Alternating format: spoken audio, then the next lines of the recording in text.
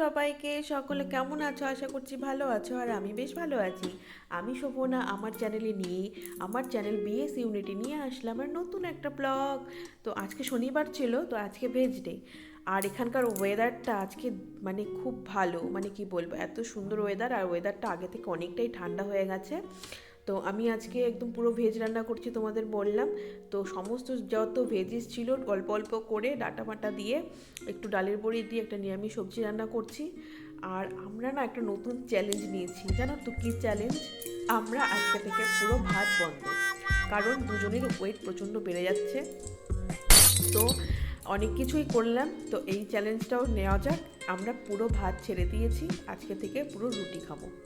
আর ওয়েদারটা দেখো, জাস্ট দারুণ। আর তোমাদেরকে বললাম আগের থেকে গরম অনেকটাই কম এখন, প্লেজেন্ট ওয়েদার যেটা বলে, একদম সুন্দর।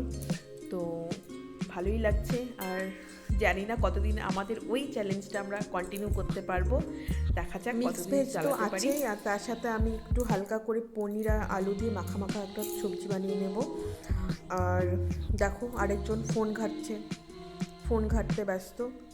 আর ওদিকে আমি রান্না করছি। আলুটা মোটামুটি বেশ ভাজা হয়ে গেছে। এবার তোমরা অনেকেই ভাবতেই পারো যে আমি বললাম ভেজ ডে, আবার এদিকে পেঁয়াজ দিয়ে পনির করছি। তো এখানে না পেঁয়াজটাকে সেরকমভাবে কনসিডার করে না, তো আমিও সেভাবে আর কনসিডার করছি না, মানে আমি সেই হিসাবে। আর এখানে আমি একটা মশলা পেস্ট বানিয়ে নিয়েছি, আদা, জিরে, ধনে, একটু বাদাম দিয়ে একটু পেস্ট করে নিয়েছি। এবার এটা দিয়ে দেবো। এবার আলুটা আর পেঁয়াজটা যেহেতু ভালো করে ভাজা হয়ে গেছে, এই জন্য এই মশলাটা দিয়ে দেবো এবং মশলাটা দিয়ে ভালো করে কষিয়ে নেব।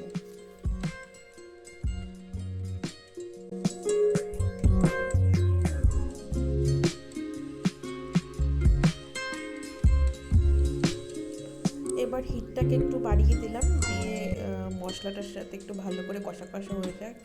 দেখো সুন্দর তেল ছেড়ে দিয়েছে, বেশ সব কিছু, আলুও মোটামুটি সেদ্ধ হয়ে গেছে আর মশলাটাও বেশ কষে গেছে, তেল ছেড়ে দিয়েছে। এবার আমি পনিরগুলোকেও দিয়ে দেবো। পনিরগুলোকে না আমি ভেজে নিই, কেটে নিয়েছি সুন্দর করে, স্কোয়ার স্কোয়ার করে কেটে নিয়েছি পনিরগুলোকে। এবার পনিরগুলো দিয়ে দেবো, কারণ ভাজা পনিরটা আমার হাজব্যান্ড আবার পছন্দ করে না, আমি জানি না কেন। তো আমারও এখন দেখে এটাই বেশি ভালো লাগছে। এবার পনিরটাকেও বেশ মশলার সাথে ভালো করে মিলিয়ে নেব সুন্দর করে, যাতে পনিরের গায়ে মশলাগুলো ভালোভাবে লেগে যায়।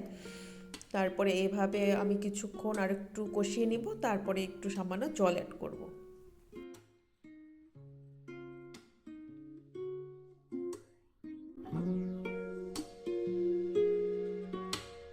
এবার ভালোভাবে যাতে মশলাটা ভেতরে ঢুকে যায়, এর জন্য কিছুক্ষণ ঢেকে দিলাম পনিরটাকে। আর জানো তো আমার না গ্যাস শেষ হয়ে গেছে, প্রায় 2 সপ্তাহ হলো গ্যাস নেই।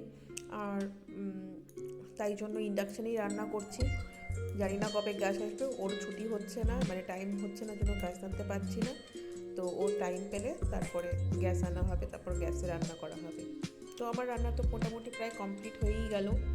আর এরপরে ফ্রেশ হওয়া বাকি আছে। তোমাদের একটা জিনিস দেখাই, জানো আমরা যখন এখানে নতুন এসেছিলাম, তো এখানে কিছুদিন আসার পরেই না এখানে একটা পাখি বাসা করে, চড়ুই পাখি তো দেখাই যায় না এখন। তো এখানে বাসা করেছিল, তারপর বাচ্চাও হয়েছে, তারপরে চলে গেছে।